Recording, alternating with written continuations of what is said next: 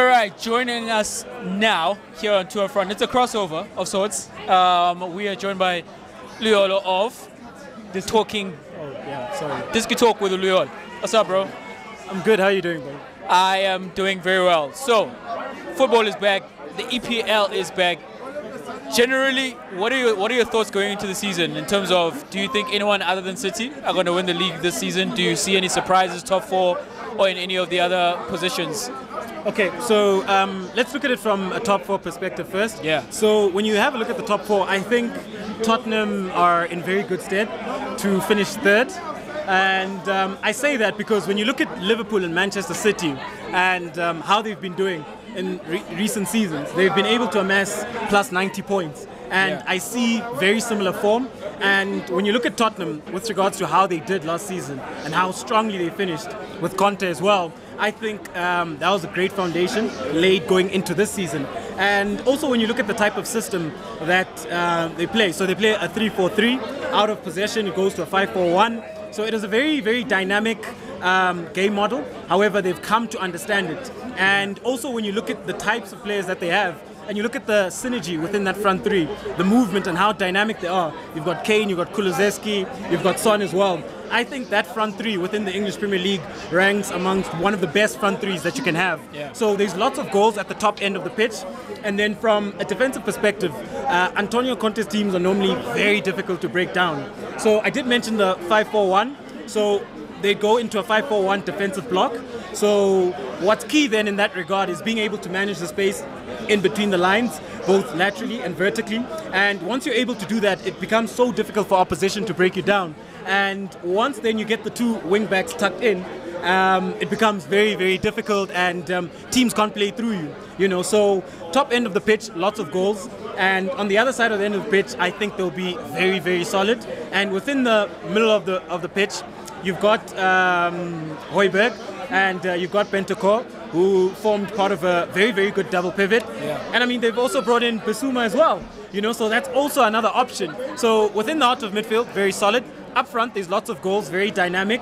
At the back, very solid. So I'm looking at a very complete team. Well, those additions, right?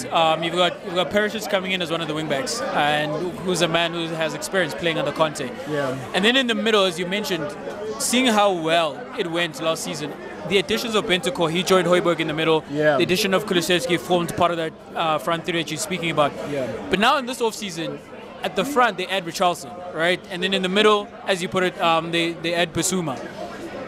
Do you see some of those players who actually did well in coming in January? Do you see them making way for the new guys? Or how do you think Conte is actually going to add those pieces into the team?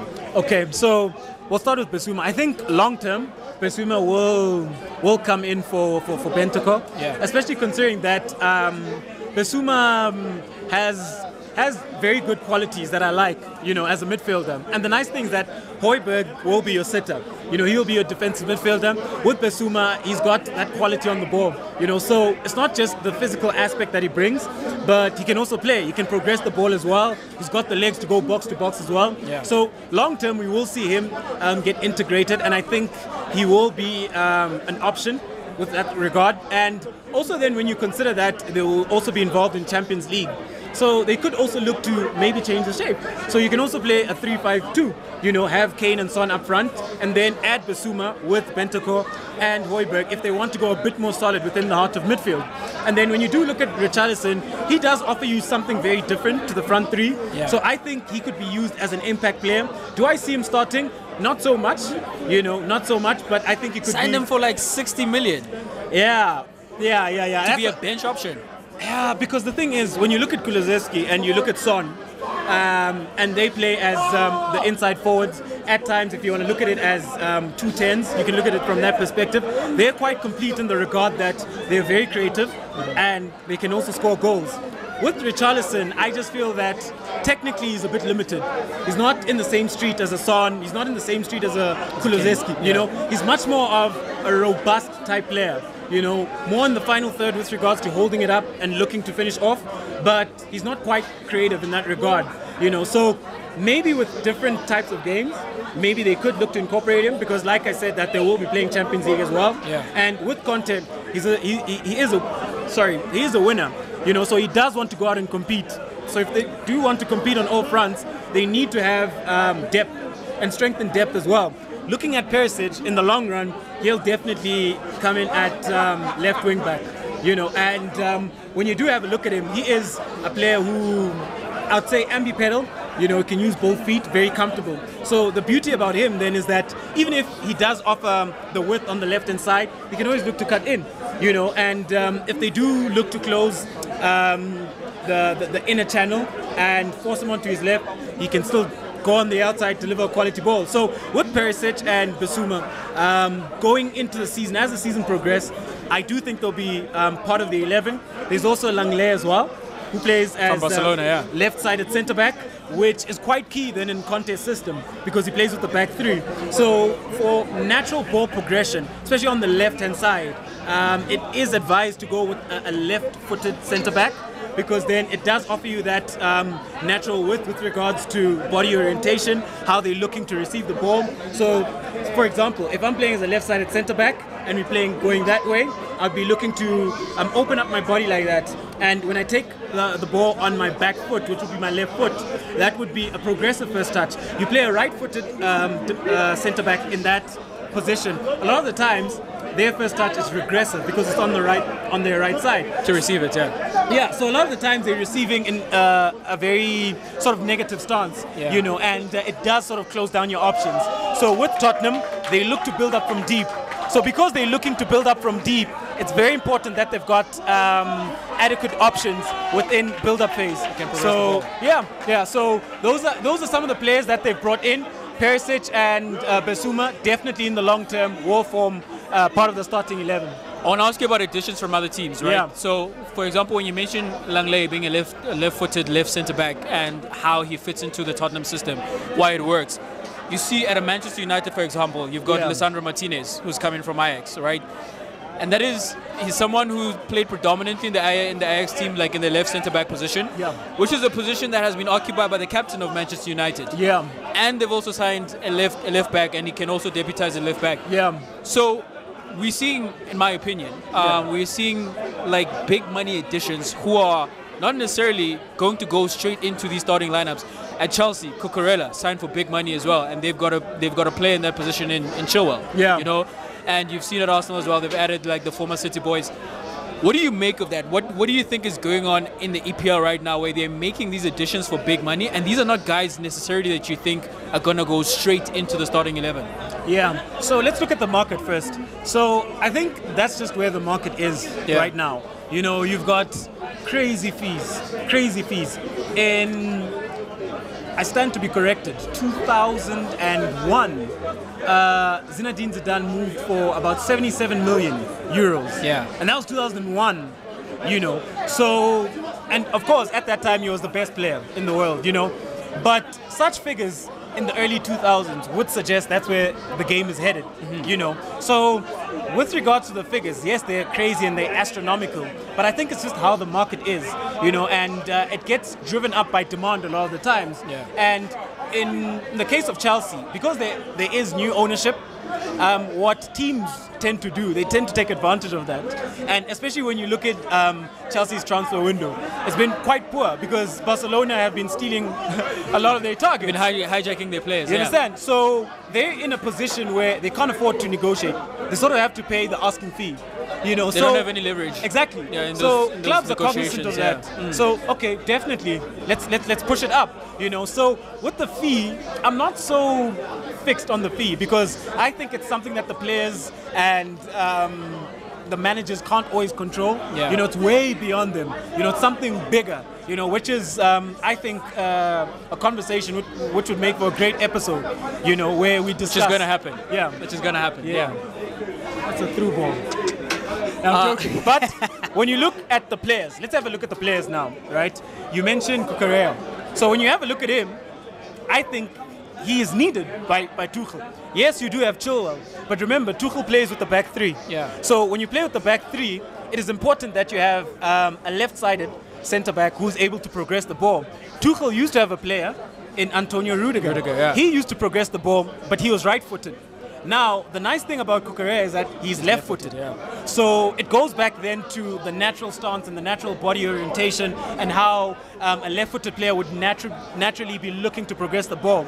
And when you have a look at him, he's played predominantly as a left back, left wing back. He's also had spells as a left-sided attacking player. So this is a player then who has so much quality with regards to his ability on the ball. So that is a great signing for me, because with him, he can play in a back four, he can play in a back three. If you decide to go back five and ultra defensive, he can also play. And within a back three, a back four, and a back five, he can play multiple positions on the left-hand side.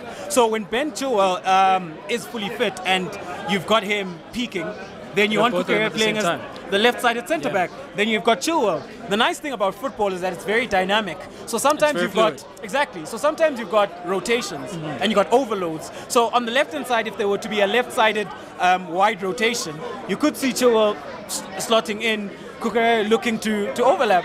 So there could be a beautiful synergy that could be developed there. But Cucurella was a must, especially considering that they've struggled to sign centre-backs. They've struggled to replace centre-backs. And the nice thing is that you've got Aspi, who's staying, will play most likely right centre-back. Right-sided centre-back. You've got Koulibaly, who offers the option also as a right-sided centre-back. And on the right, Or he can play as the central centre-back, looking then to offer that extra layer of defence. You've got Thiago Silva as well, and the addition of Cucurella. So that was a very important signing. Moving on to Lisandro Martinez, sorry. Also him, very important signing. Because when you look at Erik ten Hag's system, it's built heavily on build-up play. So that is very key, how he's looking to play out from the back. So going back to building up and the principles of building up, you want a player then who's well adept at building up with the ball and coming out from the back. Especially then when you've got De Gea, who's not so good on the ball, right? So in a sense, yes, I still think that they do need a ball-playing goalkeeper. But in a sense, right now, it's okay. Maybe I can't get a goalkeeper, but let me get a specialist. So what he will do is he can take the ball off De Gea. Because now you're allowed to have a centre-back sort of building up, you know, in the box as if he's going to take the goal kick, you know. So he was very important. And also with him, he offers you quality in so many positions, because Manchester United have struggled within the defensive midfield position. Let's be honest. You can't challenge with Fred. You can't challenge with McTominay. Yeah. So Martinez offers you that option within the heart of midfield as a defensive midfielder, especially then when it goes back to having control, you know, and being able then to, which is what Ten Hag is trying to do. Exactly. And the beauty is that he's played under Ten Hag for so many years, you know, so he understands what Ten Hag wants. He's also played for Ten Hag in various roles. You know, he's also played within the left side of a three in midfield. He's also played as the defensive midfielder. And the nice thing about Lisandro is that he has attributes of a deep-laying playmaker.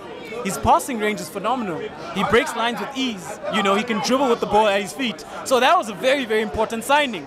So even then, with him, when you look at the fee, is he worth that money? No.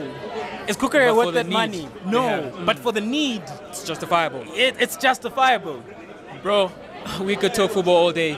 Yeah. Definitely getting you in for an episode. Yeah. I want to get you out on this, right? Yeah.